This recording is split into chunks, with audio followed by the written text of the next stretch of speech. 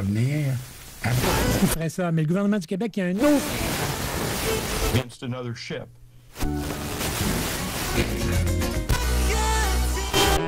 CKRL. Cultive tes goûts.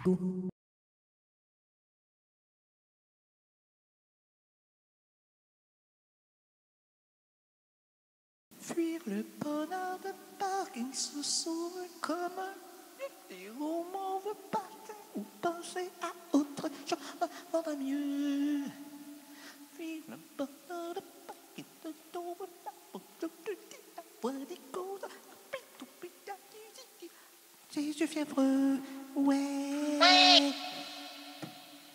Croire à rien ou croire à Dieu, c'est ton nom, mon Dieu. Que notre vie apprend à feu. Hein? J'appelle le téléphone.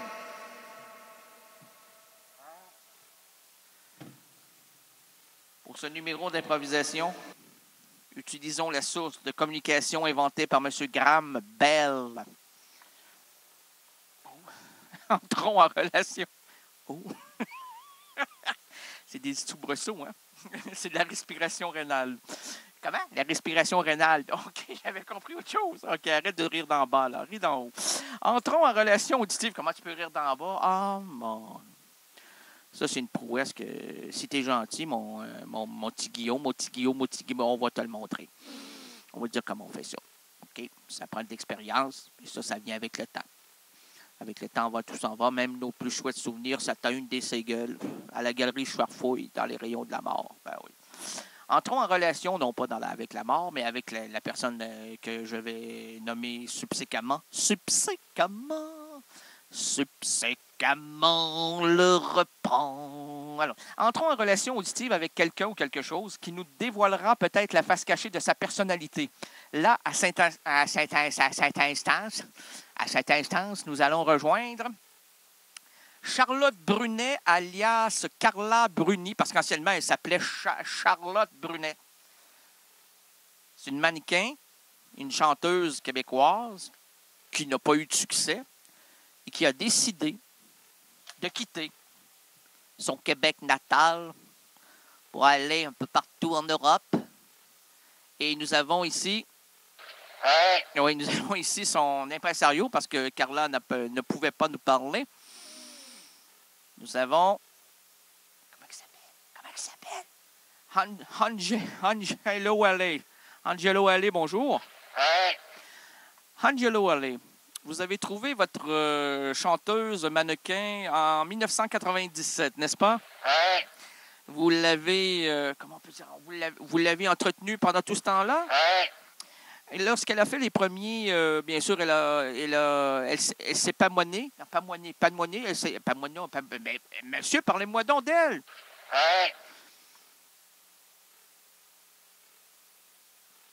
Ben, allez-y.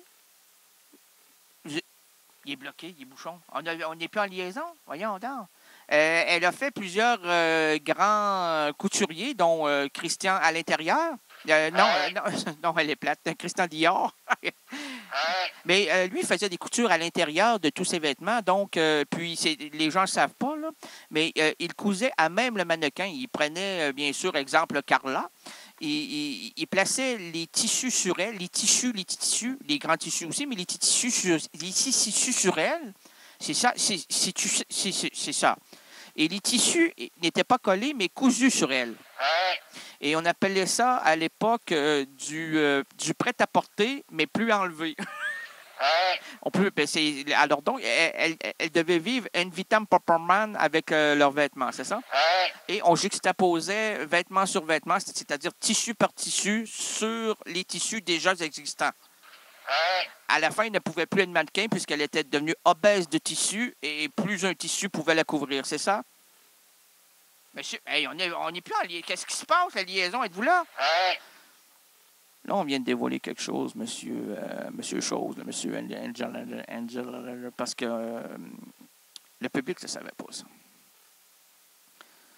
Bien sûr, ça va faire la une demain dans tous les journaux, et je m'excuse infiniment que ça se soit dévoilé ainsi à l'émission Errance canadienne, que les mannequins Non pas de véritables vêtements, mais du tissu tissu, voyons, du tissu cousu sur eux, sur elles, ben sur eux aussi, les hommes, les femmes, non pas les enfants. Les enfants, ils mettent du petit papier par-dessus. Parce qu'il ne faut pas commencer, parce qu'ils vont grandir, les petits-enfants. Ils vont devenir des grands enfants. Après ça, quand ils auront pu, on les suit par les médecins les suivent de très près. Et lorsqu'ils ont arrêté de grandir, ben, ils vont placer le tissu et coudre le tissu sur la peau des mannequins adultes. C'est ça, hein, monsieur? Là, nous avons dévoilé, comme je l'ai dit, je l'ai dévoilé, je l'ai même dit, quelque chose de terrible. C'est pour ça que les mannequins sombrent souvent dans les dépressions les plus inaccessibles et difficiles à reprendre. Oui, ils deviennent actrices. On veut les découvrir. Ils veulent se faire découvrir, mais ils ont tellement de tissu. Hein? C'est difficile à temps. Après ça, elles font la chanteuse. Mais elle avait la guitare parce qu'elle jouait de la guitare. Puis elle s'imaginait qu'on allait coudre la guitare sur sa guitare, sur sa couteau. Hein?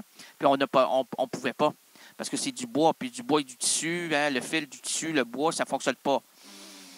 Elle-même, elle a une tête de bois, mais pleine, pas vite. Mais non, Carla, elle a une tête très pleine. Pleine d'idées, pleine d'amour pour... elle rencontre aussi plus tard un polichinelle, un tichinelle, un michinelle, un chenel, un schnoul, un schnell, un schnell, un schni, choukou, siniki, kamosi, comment là, bon, hein? Ils sont mariés. En fait, monsieur Sarkozy, comment ça, ça moisit, en tout cas, ça moisit au froid, lui, là. Il aime bien le tissu de Mme Carla. Ah, c'est beau, cette histoire-là. Que Carla est ici. Non, Carla n'est pas là, hein, monsieur. Mais c'est dommage, parce qu'on aurait voulu lui dire un mot. Oui, elle est là. Bon, on peut l'entendre, non? Oui, Carla. Non, peut-être Charlotte. On va peut-être reconnaître Charlotte, hein? Charlotte? Oui. Mais vous n'êtes pas Charlotte alias Carla? On a dit voix sensuelle dans la biographie. On vous a pas placé du tissu vis-à-vis la bouche? 3 épaisseurs? Vous êtes comme certains papiers hygiéniques, hein? Vous sentez... Ah, OK. Madame, on va vous raccrocher la ligne sur le tissu parce que on peut pas poursuivre. Au revoir. Ça finit pas comme ça. Monsieur, êtes-vous là? Plus personne là. Et plus de tissu. On a perdu le fil.